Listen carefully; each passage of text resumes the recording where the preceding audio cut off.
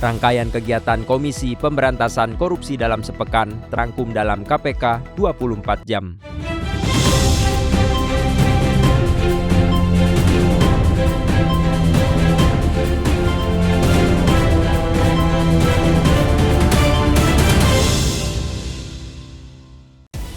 KPK memulai fase percepatan digitalisasi kelembagaan yang modern dan adaptif melalui penyusunan cetak biru transformasi digital 2026.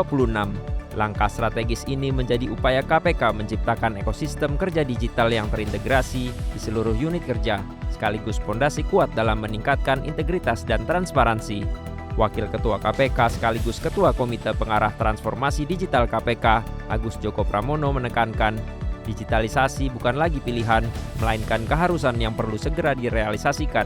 Baginya, pembangunan ini sangat penting agar rencana strategis dan kebutuhan pengembangan teknologi informasi di KPK relevan, terukur, serta mampu mendukung pencapaian sasaran strategis lembaga.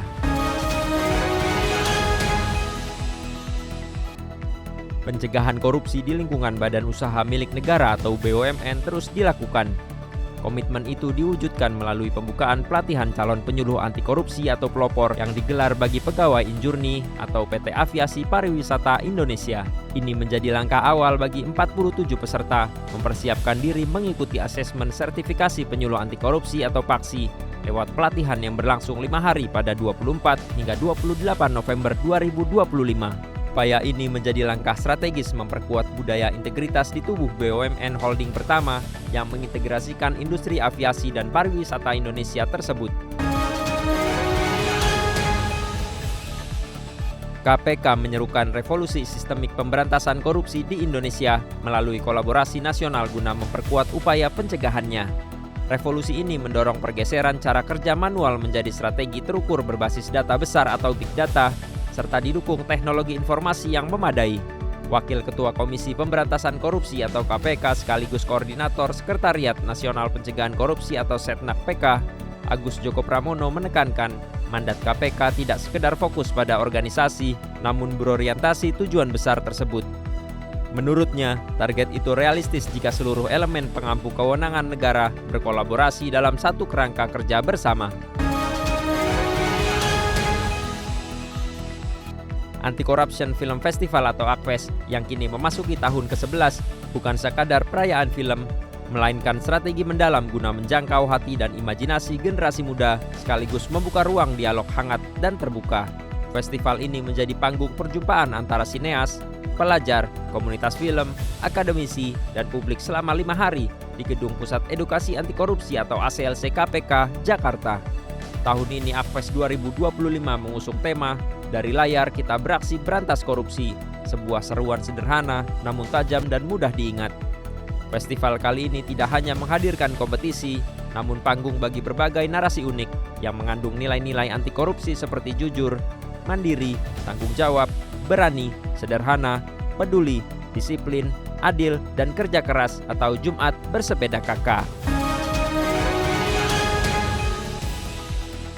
KPK melakukan penahanan terhadap 3 orang tersangka dugaan tindak pidana korupsi berupa suap proyek pembangunan Rumah Sakit Umum Daerah atau RSUD di Kolaka Timur atau Koltim. Ketiga tersangka tersebut yaitu YSN selaku ASN Badan Pendapatan Daerah Provinsi Sulawesi Tenggara, HP sebagai ASN di Kementerian Kesehatan, dan AGR yang merupakan pihak swasta. Para tersangka selanjutnya ditahan untuk 20 hari pertama di Rutan Cabang Gedung Merah Putih KPK, Jakarta. KPK juga melakukan penahanan terhadap 2 orang tersangka dugaan tindak pidana korupsi atau TPK terkait proyek fiktif di Divisi Engineering, Procurement, dan Construction atau EPC PT Perumahan Pembangunan atau PTPP. Kedua tersangka tersebut yaitu DM selaku Kepala Divisi EPC PT PP dan HNN selaku Senior Manager, Head of Finance and Human Capital Departemen Divisi EPC PT PP. Para tersangka ditahan untuk 20 hari pertama di Rutan Cabang Gedung Merah Putih KPK. Wakil Ketua KPK Johanis Tanak mendorong jajaran pemerintah Provinsi Jawa Timur atau Pemprov memperkukuh integritas tata kelola daerah. Pemprov Jatim dinilai masih memiliki sejumlah titik rawan yang berpotensi menjadi kasus nyata jika tidak memperkuat pengawasan. Pada rapat koordinasi pengawasan daerah atau Rakorwasda di Batu Malang, Jawa Timur, KPK menyebut kerentanan korupsi di daerah yaitu menyangkut pokok-pokok pikiran atau pokir anggota dewan. Ia menyebut perkara hibah Pokmas yang pernah ditangani KPK dapat menjadi pelajaran berharga bagi Jatim, di mana perkara bermula dari minimnya pengawasan pelaksanaan pokir. Melalui Rakorwasda ini, KPK berharap Pemprov Jatim mampu menjaga ritme reformasi birokrasi yang selama ini telah berjalan baik. Dalam seminar hukum bertajuk Yuk Kita Seminar Volume 2 tahun 2025 di Fakultas Hukum Universitas Pancasila Jakarta, KPK menempatkan politik sebagai pedang bermata dua.